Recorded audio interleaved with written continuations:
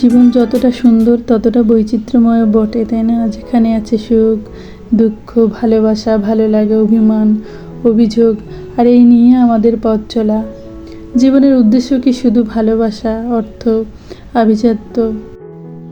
আমরা মানুষ, আমরা সবাই স্বপ্ন দেখতে অনেক ভালোবাসি। স্বপ্ন দেখতে দেখতে কখনো না কখনো স্বপ্ন পূরণ হয়েও যায়।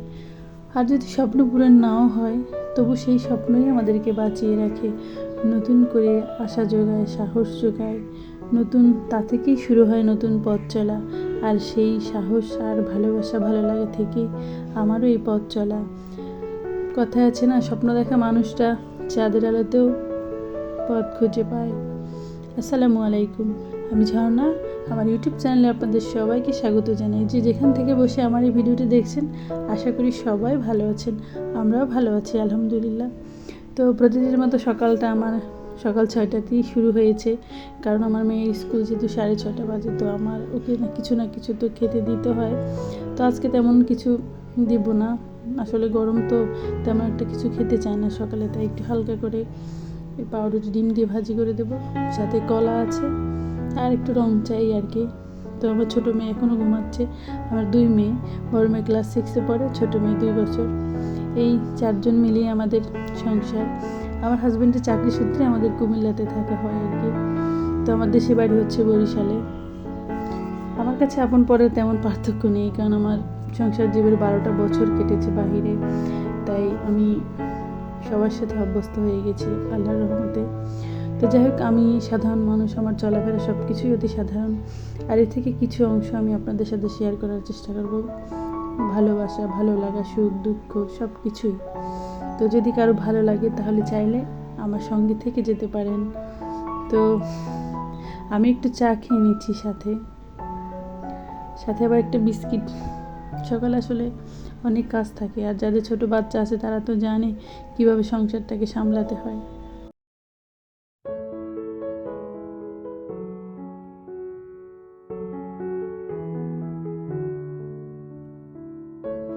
তারপরে এই যে সংসারের প্রধান কাজ, বিছানাটা গোছানো। তো এটাকে গুছিয়ে নিলাম, যদি এটা কিছুক্ষণ পরে আবার যেরকমটা সেরকম হয়ে যাবে। আর ছোটো মেয়েটা একেবারে বিছানা গোছানো দেখতে পারে না, কী জানি হয় জানি না, সে আবার এলোমেলো করে ফেলবে।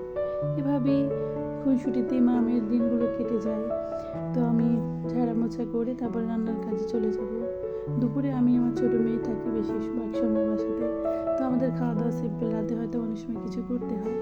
তাই আজকে তেমন কিছু রান্না করবো না, মুরগির মাংস রান্না করবো আলু দিয়ে, আর মানে মুসুর ডাল রান্না করবো আম দিয়ে। তো আমি ডালটা আগেই বসিয়ে দিয়েছিলাম, এখন একটু আম দিয়ে দিলাম, বেশি একটা টক দিব না, কারণ অনেকে আবার টক ডাল পছন্দ করে। তো ডালটা হয়ে গেলে বাড়ি দেবে। এই পাশে আমি মাংসটাকে মশলা মেখে নিচ্ছি, আমি কিছু করে রেখে দেবো। আসলে ব্রয়লার মুরগি যে যেরকম রান্না করে, আমি কাউকে রান্না শেখাচ্ছি না, আমি যেভাবে করি সেভাবেই আর কি শেয়ার করছি। তো আমি আদা, রসুন, হলুদ গুঁড়ো, মরিচ গুঁড়ো সব কিছু দিয়ে ভালোভাবে মেখে কিছুটা সময় রেখে দেবো আর কি। আসলে একা সংসারে যেরকম ইচ্ছা সেরকম, আমার হাজব্যান্ডের তেমন অজুহাত নেই, যেভাবে করে দেবো সেভাবে খেয়ে নেয়। এতেই তারা, আর আমি যা করি এটাই তারা পছন্দ করে। আল্লাহর রহমতে এই আর কি, এভাবেই চলে যাচ্ছে সময়। তো সব কিছু মিলে ভালো আছি, আলহামদুলিল্লাহ। না পাওয়া তো মানুষের জীবনে থাকবেই, এটা থাকবে মানুষ হিসেবে। সুখ, দুঃখ, কষ্ট, রোগ, সুখ আল্লাহ মানুষকে দেবে তাদের ধৈর্য পরীক্ষা করার জন্য। তো যাই হোক, আমি পেঁয়াজটাকে একটু ভালোভাবে ভেজে নিব, একটু বেরেস্তার থেকে কম আর কি, তাহলে একটা অন্যরকম একটা ফ্লেভার এড হবে। আমি সাথে কিছুটা টমেটো অ্যাড করেছিলাম। তো এখন আমি ভালোভাবে একটু কষাবো, ঢাকনা দিয়ে রেখে দিয়ে আস্তে করে আর কি। তো এই যে আমার মাংস রান্নার ফাইনাল লুক, মনে হচ্ছে অনেকটা ঝাল হয়েছে, আসলে অতটা না, মরিচটার কালার এরকম। তো আমি এখন কিছুটা বেড়ে নিব, সাথে কিন্তু আমি একটু ভাজা জিরের গুঁড়ো দিয়েছি। তো কিছুটা বেড়ে নিব, আমি আর আমার ছোটো মেয়ে যা খাবো, বাকিটা আমার বড় মেয়ে আসলে খেয়ে ফেলবে, যাতে বাকি তরকারিটা নষ্ট না হয় আর কি। তো আমি আর আমার ছোটো মেয়েটা এখন খাওয়া দাওয়া করবো।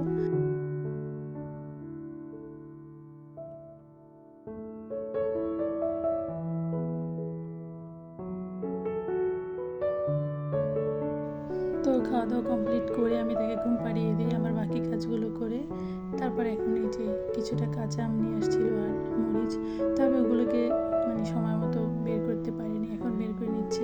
তো আমগুলো মনে একটু পেকে গিয়েছে, এটা দিয়ে মানে ওরকম আচার করা যাবে না, তো আমি একটু চাটনির মতো করে তৈরি করে নেব।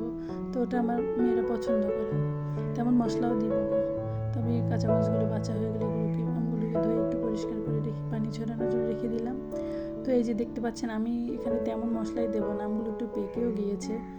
তো আমি আমগুলোকে কেটে নিয়ে কাটার আগেই ধুয়ে রেখেছি। তো এখন বেশি কিছু না, শুধু একটু চিনি দেবো, একটু সামান্য পরিমাণ হলুদ গুঁড়ো আর মরিচের গুঁড়ো। যদি শুধু হলুদের গুঁড়ো দিই তাহলে কালারটা ওভাবে আসবে না, এই জন্য একটু সামান্য মরিচের গুঁড়ো অ্যাড করবো। আর আমি ওখানে কিছুটা মশলা তৈরি করেছি, শুকনো মরিচ গোটা মশলা মিক্স করে একটা মশলা তৈরি করে নিয়েছি, আধ ভাঙা করে আর কি। তো ওটা এটার ভিতরে দিয়ে দেবো। এই তো চিনির পানি দিয়ে আমি আমটাকে সিদ্ধ করবো, তেমন কিন্তু পানি দেবো না আমি এখানে, এটা থেকে যে পানিটা বের হবে ওটা দিয়ে হয়ে যাবে ইনশাল্লাহ। তো এই যে খেতে কিন্তু মজার ছিল। আসলে অনেক সময় আম থাকে বাসাতে, তেল থাকে না, বা না থাকলে এভাবে করলে খাওয়া যাবে। তো এই যে আমি এখন একটু মশলাটাকে দিয়ে দিচ্ছি উপর থেকে।